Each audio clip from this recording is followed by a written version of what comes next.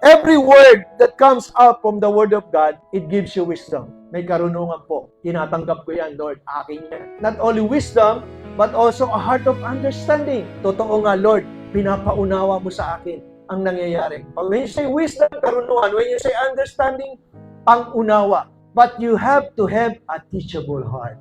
Iba yung nalaman mo, nagkaroon ka ng karunungan.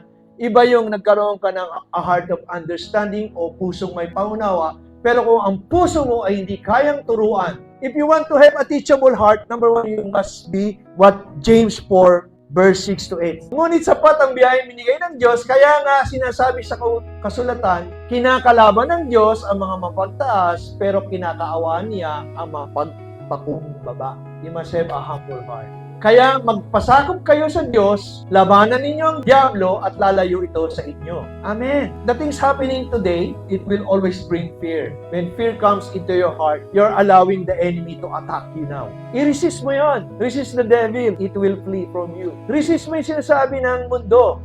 Tanggapin mo yung sinasabi ng salita ng Diyos. Sabi niya, ang kanyang biyaya ay sapat every day. Jesus himself teach us a very simple prayer. Give us this day our daily bread. Which means you need God every day of your life. Not once a week, not once a month, not once in a year, but every day of your life.